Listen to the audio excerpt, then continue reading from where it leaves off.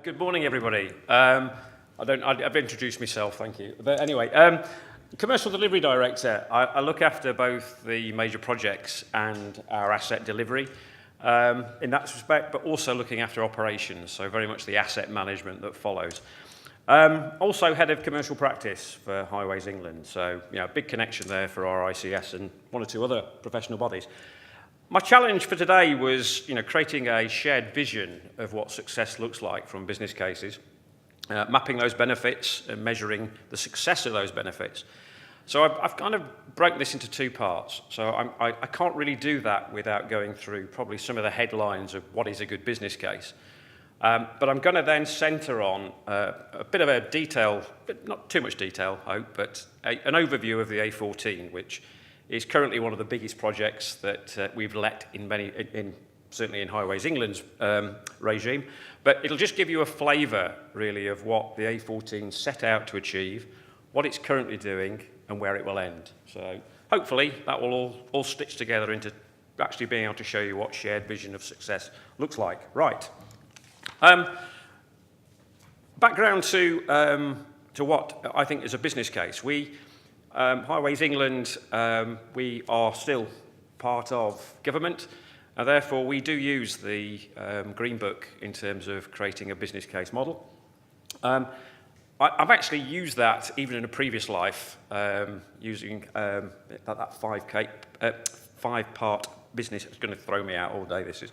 But in terms of its usability, the clarity it brings, and the ability that it puts across a really strong, robust case.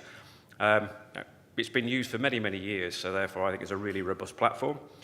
In terms of our guidance, WebTag, which is the transport analysis guidance, plays a very big part of how we establish the economic case, certainly looking at the benefits. Alongside that, we've got our own appraisal manual. One of the things that Highways England is doing with our longer-term investment strategy is that we're building our own capability to actually look at how we do better transport modelling, how we do better economic modelling. So that is sort of our overview of how we establish the economic case. And a bit of useful reading, if you don't know anything about business cases, I found that the DfT's transport business case guidance, ignore probably the nuance to transport, but I think there's a lot of people in the room that probably would identify with that. That's a really useful, concise guide to how all of that comes together. Definitely worth a read. So, what is a business case? Well, it's there as a management tool. It's developed as a living document. It's not something that you create and then just throw in the bin or put in the filing cabinet. And it really does actually follow the development cycle of a project, certainly of a major project. But in any size or shape or form, that business case model can be used. But obviously, it needs to be proportional to the size of the scale of the project you're looking at. But it creates a baseline. And in its final form, when you're looking to measure the benefits, you have got that reference document that when you finish the scheme, that you need to go back to and examine what it is that you said you were going to do and how you've actually delivered it. And that's a very important thing to remember. So, without ado, the five-part business case. In terms of how that fits with the decision-making process, then the strategic case, does it create a compelling case for change? Economic, does it actually create that value for money? So does the benefit ratio stack up? Commercial case, is it commercially viable? And I mean commercial case has got very much this big C of commercial. And that's a view really that I think that government certainly takes, is that commercial management is a bit more than just the quantity surveying roles. It's actually that wider end-to-end process. I'll come on to that later. The financial case, is it affordable? Management case, can you deliver it? All of that is the key components of what I'm going to talk about. I'm going to briefly run you through each of those shortly. But sitting underneath that, the way that the three phases that we look at that decision-making process is that you've got phase one, which is really where the strategic case gets its first outing. So it is making sure that that is a compelling need for change. that that piece of infrastructure is something that you definitely need to do. And that basically crystallises the strategic case. Phase 2 becomes that more detailed view, and it's where the innovation or the economic and financial case starts to develop. So there's a little bit more detail as you go through those phases. With phase 3 being that full business case. Highways England, we've got something called the Project Control Framework, PCF, widely available on our website if you want to have a look.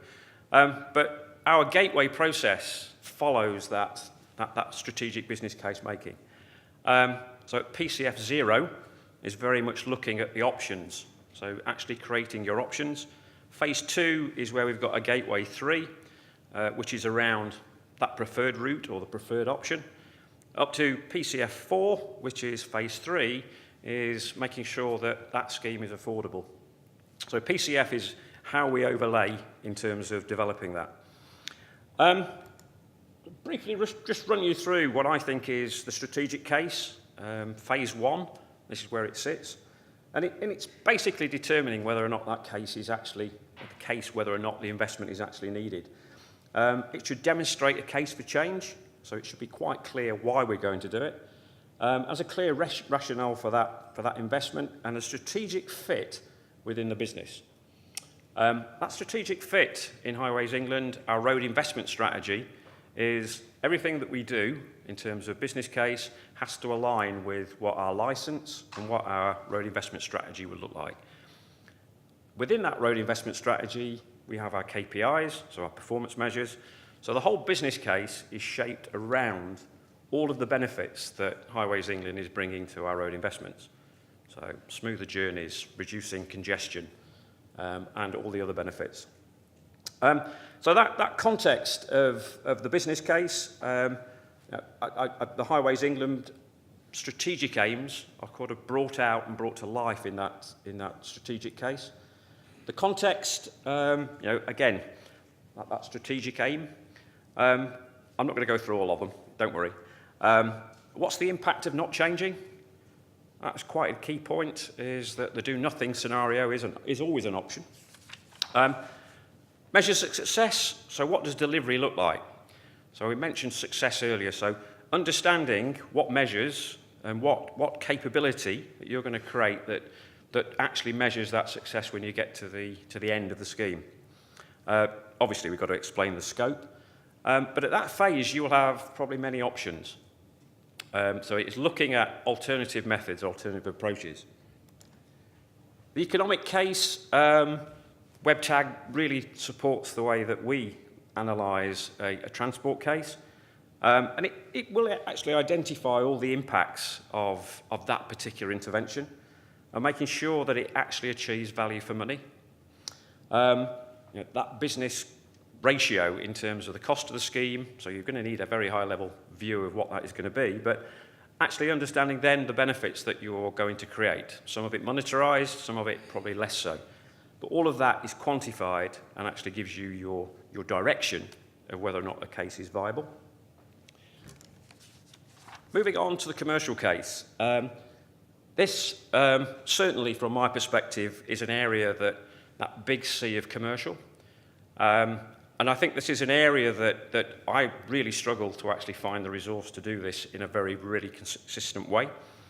But it's got to actually look at the commercial viability of a strategy that is going to deliver that infrastructure. If you've got an existing framework or it's a call-off from a framework, it's probably relatively easy. But in the case of the A14, it did come off a framework. But with what we've got coming up in the likes of Lower Thames and Stonehenge, Oxford to Cambridge, looking at those cases, getting that capability that is able to actually write a clear and consistent commercial case is a skill that probably comes from a lot of grey hair and experience.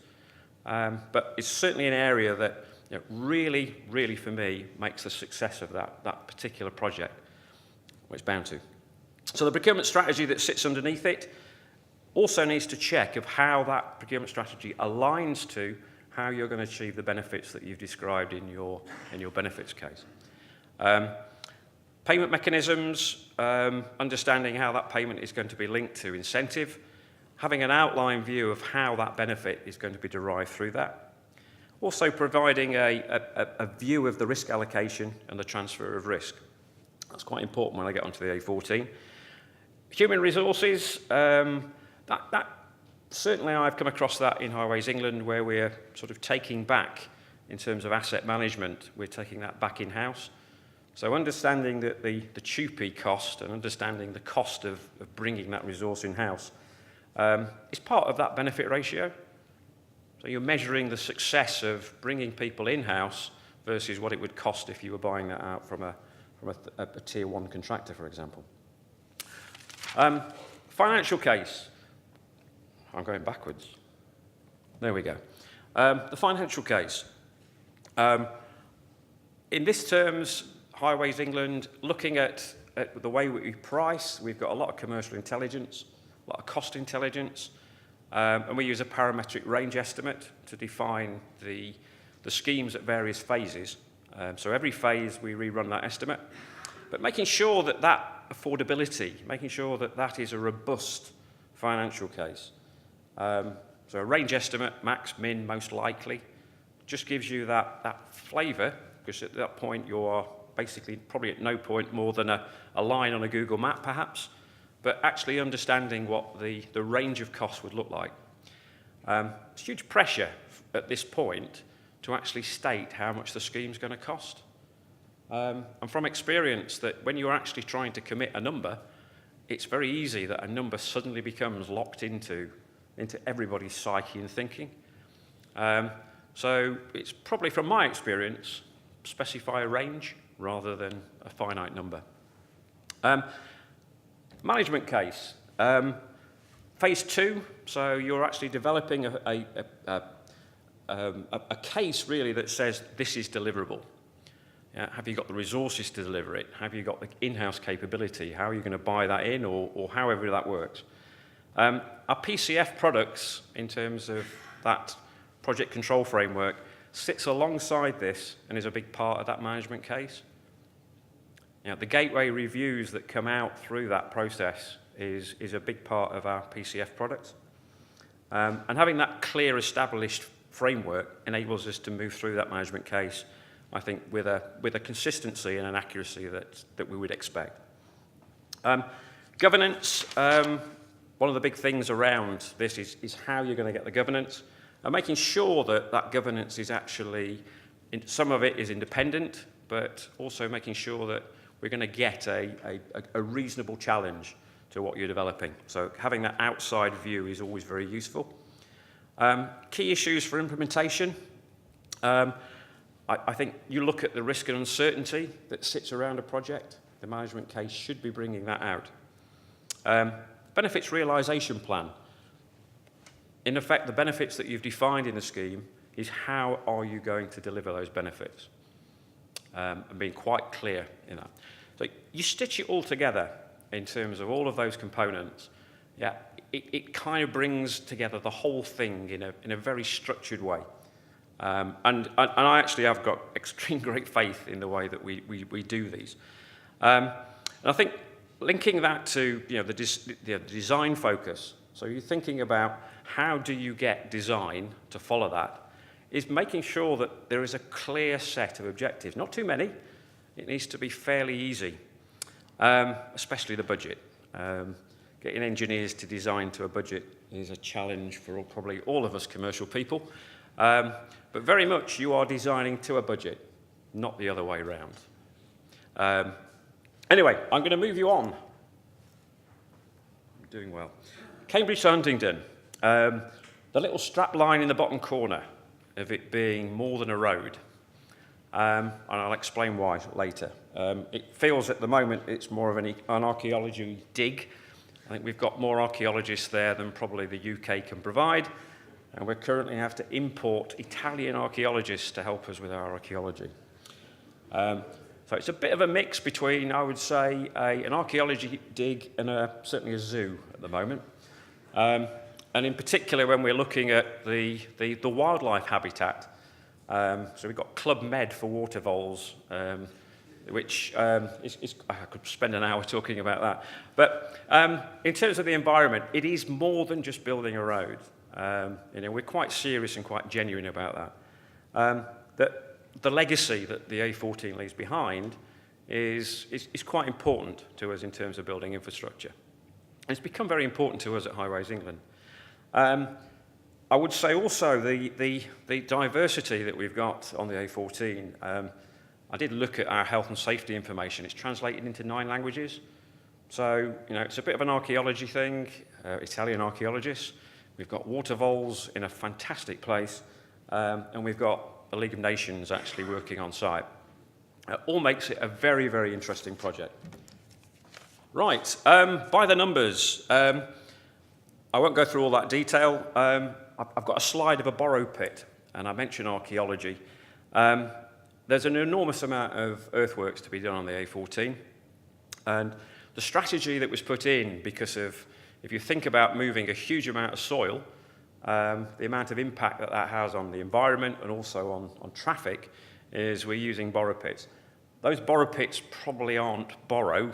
They will be turned back into wetlands. It will be turned into I think, very nice infrastructure in itself in terms of having nice waterfronts and lakes that actually show that actually this is more than just damaging the landscape. I'd like to have shown you Borrow Pit 1, which is probably the biggest one of the 3, but unfortunately they found one of the largest Saxon roundhouses in Western Europe underneath it, and there's loads of Italians actually doing something with that.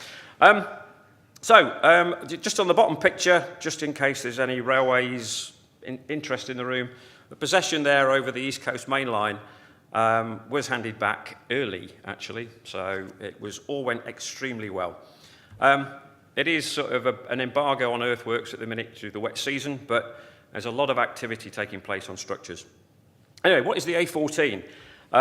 It's a route between A1 and Cambridge. It's 40 years old, the current bit of infrastructure. It doesn't meet current design standards, so again, this is part of that strategic case. 85,000 vehicles use that link. A quarter of that is heavy goods. And if everybody's ever been on that piece of network, you might as well just take a flask of tea because it is congested all the time, probably from 6 in the morning till 7 or 8 at night. And it's a genuine bottleneck around that piece of the network. There's around a dozen carriageway or lane closures a week as a result of accidents. That is quite a large amount, hence the congestion. It's a vital link. It's that east-west link that joins from Catthorpe on the on the M1. Be careful with that one. That is a new junction that has recently been upgraded to a free-flowing traffic. It runs for 130 miles and goes all the way to Felixstowe. So as a strategic link, it's linking a container port over at Felixstowe and gives it a direct access into sort of the middle of the country, but obviously the arterial networks that flow from that. It's an additional purpose. The bit between Cambridge and Huntington also connects the A1M and also the M11. So it's a key bit in the middle of the A14 that has been in need of upgrade probably for about 20 years. But that's the way that investment used to roll in the UK in terms of highways. Highways England, we have now this longer term strategy. So it gets its priority. In terms of what we're adding, the little diagram, which unfortunately you may not be able to read, but it's adding another 204 lane kilometres, so over a 40 kilometre length. So it is going to be dual 2 with shoulder. It's going to be developed to actually create a 20-minute reduction in journey time. And when you think about the cost and the economic cost of sitting in queuing traffic, certainly with the HGVs, there is a compelling case in there in terms of the strategy that says we have got to get that link moving. It's going to be developed to expressway standard. That expressway standard is, think of smart motorway on an A road. It is going to have signs, it is going to have the capability to control the flow of traffic. And this, the A14, is the first scheme that we rolled out with this expressway standard. It's going to unlock about 2.5 billion of time benefit. So you monetize that queuing traffic, the economy will be better off by 2 billion.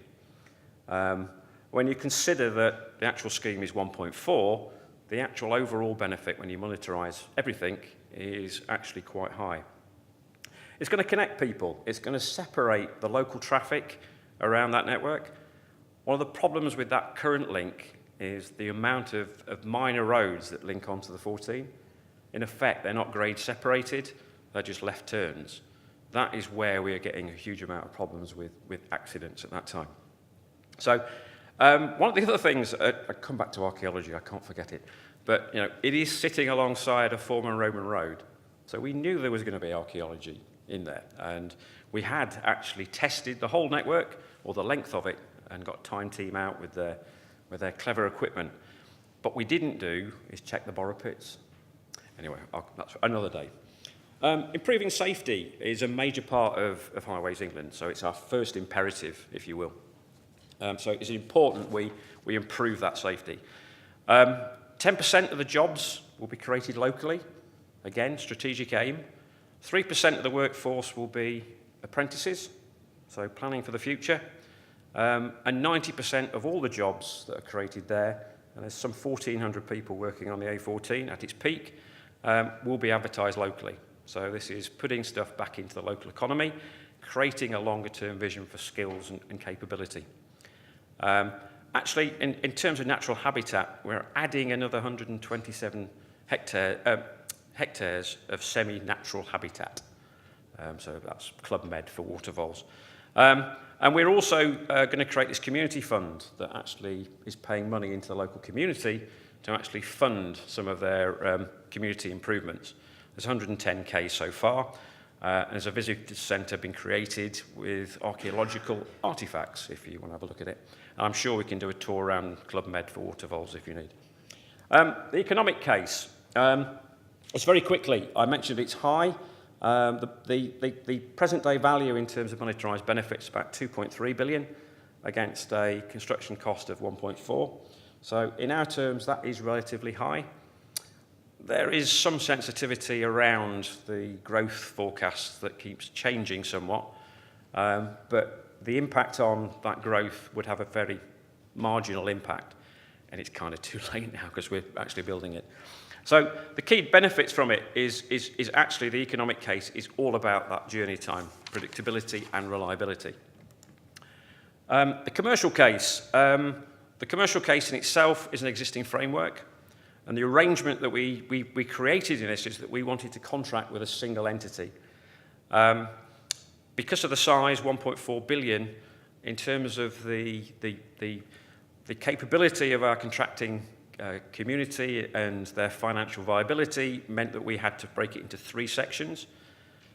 In creating that 3 sections, we, in effect, would be employing 2 joint venture contracts. And yes, Carillion were one of them.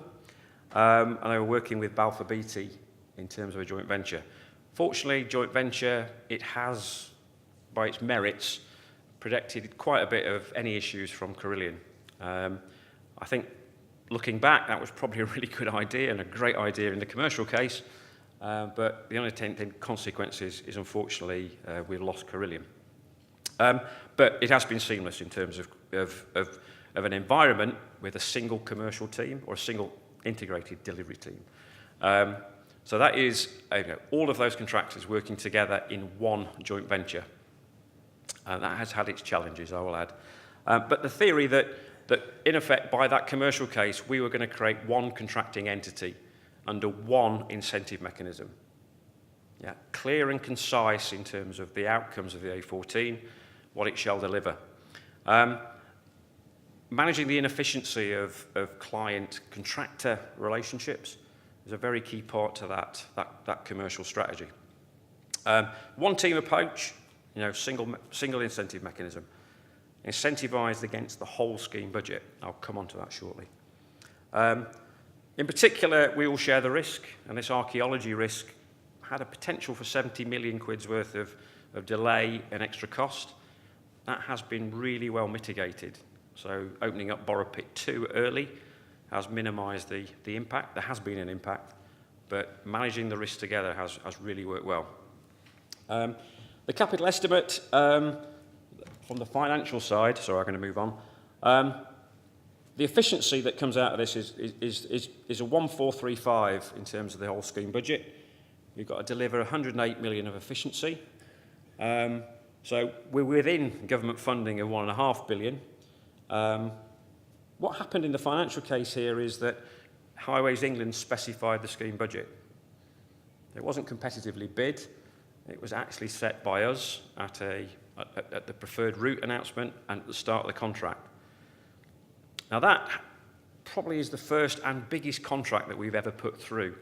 So the financial case that supported that was that we wanted cost certainty. Now, our road investment strategy has a finite amount of money. And holding that case that says we will deliver it within that funding envelope has been quite important. I do not want to be going back to DFT or Treasury saying, can we have a bit more money because we found a Saxon roundhouse.